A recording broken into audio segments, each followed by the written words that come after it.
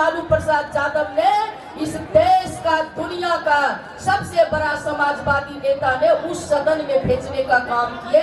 बिहार के उस विधान परिषद में, उच्च सदन में, जिस सदन में माँ के पेट में पलने वाले बच्चों की तकदीर लिखी जाती है। इसलिए भाइयों, आज मैं चुनाव में नहीं आई हूँ, मैं खास करके चुनावी सभा में, आज तक आप लोग वोट डालते थे देश में सत्ता के लिए, देश में नेता प्रधानमंत्री बनाने के लिए, देश में सत्ता परिवर्तन के लिए, लेकिन आज आप वोट डालने जा रहे हैं अपने संविधान की सुरक्षा के लिए, लोकतंत्र की रक्षा के लिए, अपना आरक्षण की रक्षा के लिए। इसलिए मतदाता भाइयों, आज सजग होने की जरूरत है। और खास करके मैं अपने नवादा के जो हमारे भाई है, हमारे समाज के, नाई समाज के, चाहे आप सेन कहलाते होंगे, चाहे आप सत्ता कहलाते होंगे, चाहे आप शर्मा कहलाते होंगे, चाहे आप कनौजिया कहलाते होंगे, चाहे आप बिहोता कहलाते होंगे, चाहे आप ठाकुर कहलाते होंगे, चाहे आप नाई कहलाते होंगे, चाहे आप हजाम कहलाते होंगे, सारे लोग हम नंदवंशी हैं। आप सारे नंदवंशी एक मुश्तर एकजुट होकर के सरपंच जी जो हमारे उम्मीदवार है इंडिया गठबंधन को, उनको वोट देने का काम करेंगे। अति पिछड़ा के भाइयों, खास करके मैं अपने अति पिछड़ा भाइयों से कहना चाहती हूँ, अति पिछड़ा के भाइयों, 90 से पहले का इतिहास याद करिए, अपने बाप दादा पुरखा से नौजवान भाई जाके पूछिए कि आप अपने ही दरवाजे पर खटिया मचिया पर नहीं बैठते थे। मैं बेगूसराय जिला से आती हूँ, हमारे बाप दादा को हिम्मत नहीं था कि अपनी बेटी को स्कूल भेज पाते। अगर बाबू लालू प्रसाद यादव जी का 90 में उदय नहीं होता भाइयों, तो उर्मिला ठाकुर आपके सामने कुर्ता पहन के भाषणदारी बनाने वाला का बेटी नहीं दे रही होती। इसलिए आपको इस बात को याद रखना है, इस बात के लिए आपको सजग होना है पिछड़ा के भाइयों, कि जिस आरक्षण को जननायक कर्पूरी ठाकुर ने आपको 12% आरक्षण देने का काम किया, उस आरक्षण को देने वाले आपके पुरखा को, आपके जननायक जी को गाली देने का लोगों ने काम किया कि माँ की गोद सुनी है, कर्पूरी ठाकुर खूनी है। ये आरक्षण कहाँ से आई? जन तरह का गाली दिया और कहा कर्पूरी कर्पूरा छोड़ करती धरस्तूरा। आज वही लोग आपके सामने खड़ा है, इसलिए उसको खदेड़ने की जरूरत है। अति पिछड़ा के भाइयों, एक भी वोट देने की जरूरत नहीं है। उस 12% आरक्षण को बाबू लालू प्रसाद यादव जी, राजमाता, इस राज की पहली महिला मुख्यमंत्री राबड़ी देवी जी ने 18% करने का काम किया। अति पिछड़ा के भाइयों, इतना ही बाबू लालू प्रसाद यादव ने नहीं किए, कहे कि जो आरक्षण से आएगा आरक्षण कोटा से जाएगा, और जो लोग मेधा सूची से आएगा मेधा सूची में जाएगा, जिसके तहत आपके बेटा बेटी एसटीओ बनने लगा, बीडीओ बनने लगा, सीओ बनने लगा, दरोगा बनने लगा। बाबू लालू प्रसाद यादव जी के अथक प्रयास से जो है केंद्र में बीपी सिंह सरकार में मंडल कमीशन लागू हुआ, तब अति पिछड़ा के बेटा और बेटी एसपी और कलेक्टर बनने लगा। आपको समझने की जरूरत है कि जिस आरक्षण के लिए आपके नेता ने बार बार जेल गए, निरपराध लालू प्रसाद यादव को ईडी और सीबीआई इनकम टैक्स के द्वारा प्रताड़ित करने का काम किया, उस आरक्षण पर आज खतरा है।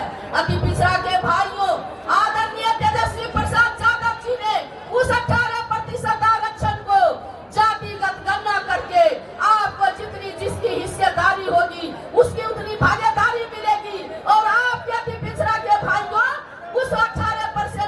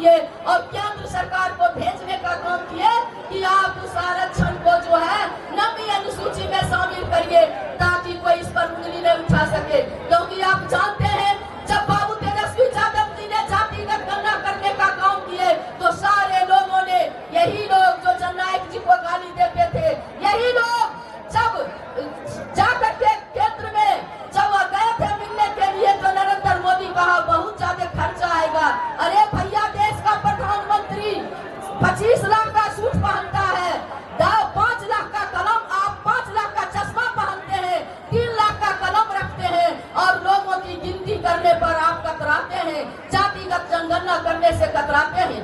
बाबू लालू प्रसाद यादव जी कहे कि भाइयों इस देश में जब भालू की गिनती है, हाथी की गिनती है, बाघ की गिनती है, शेर और चीता की गिनती है, तो आपको यह गिनती करना पड़ेगा बजट बनाने में कि कौन लोग भीख मांग रहे हैं, मंदिर के आगे कटोरा लेके बैठे हुए हैं, कौन लोग जो है 20 लाख एक घर में रहने पे मजबूर है, कौन लोग जो है 20 लाख जिनके सर के ऊपर छत नहीं है। ये जब तक गिनती नहीं करेंगे तो बजट बनेगा और लाभुक तक नहीं पहुंचेगा।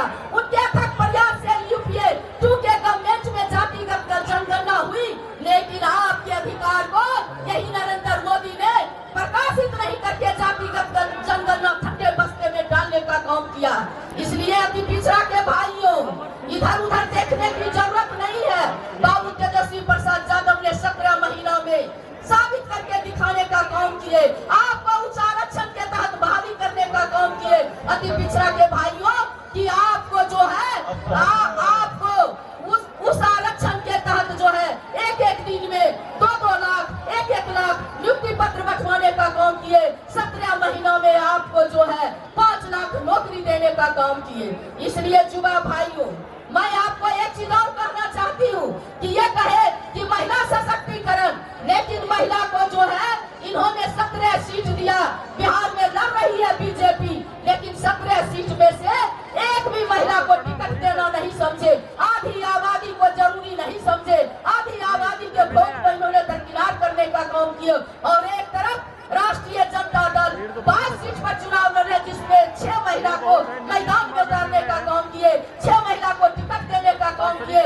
विधान परिषद में 11 सीट का नोटिफिकेशन हुआ, उस 11 सीट में से हमारे आदरणीय नेता को 5 सीट मिला और 5 सीट में 3 महिला को विधान परिषद में भेजने का काम किया, जिसमें नाई की बेटी दाढ़ी बनाने वाली उर्मिला ठाकुर को भी जाने का मौका मिला।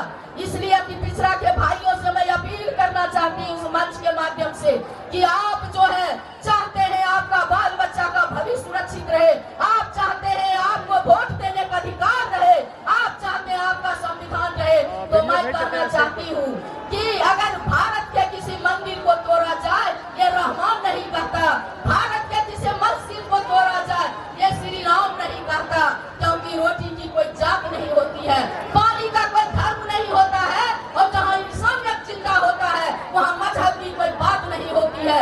कोई कहता है हिंदू खतरे में है, कोई कहता है मुसलमान खतरे में है, लेकिन उर्मिला ठाकुर कहती है ना तो हिंदू खतरे में है ना मुसलमान खतरे में है। जब से नरेंद्र मोदी आया है पूरा हिंदुस्तान खतरे में है, देश का संविधान खतरे में है। इसलिए मैं खास करके युवा भाइयों से कहना चाहती हूँ, बात करने के लिए बहुत बातें, लेकिन ये चुनावी सभा है, मैं सिर्फ इतना कहना चाहती हूँ अपने युवा भाइयों से, जिसने आपको 2 करोड़ नौकरी का ठगने का काम किया, पढ़े लिखे लोगों को पकौड़ा करने के लिए कहा। इसलिए युवा भाइयों मैं कहना चाहती हूँ आपसे कि आग लगा दो पानी में ठगने वालों के लिए, कि आग लगा दो पानी में जवानी उसको कहते हैं, और छुपा के मुंह बैठ जाए बेईमानी उसको कहते हैं। इसलिए आप लोग अपनी ताकत को दिखाइए। आपके सामने युवा नेता आपको रोजगार देने के लिए युवा नेता खड़े हैं, बाबू तेजस्वी प्रसाद यादव जी, उनके हाथों को मजबूत करने के लिए हम कहना चाहेंगे दरिया के बांध बांध कर पानी को रोक दे, और किसकी मजाल जो जवानी को रोक दे, नौजवानों की जवानी को, नौजवानों की ताकत को। जब आप युवा लिखते हैं, जब आप युवा को उल्टा लिखेंगे तो वायु हो जाता है, और वायु जब अपना बदलता है तो कोई चाइनीज वाल नहीं होता है। इसलिए आप सभी इकट्ठा होकर के अति पिछड़ा के भाइयों सहित सभी लोग इस देश को बचाने के लिए, संविधान को बचाने के लिए, लोकतंत्र को बचाने के लिए 3 नंबर पर लालटेन छाप इंडिया गठबंधन को दे करके शर्मन भाई को भेजे हैं, उनको विजयी बनाने का काम करेंगे। इसी अपील के साथ जय हिंद, जय भारत, जय जनता।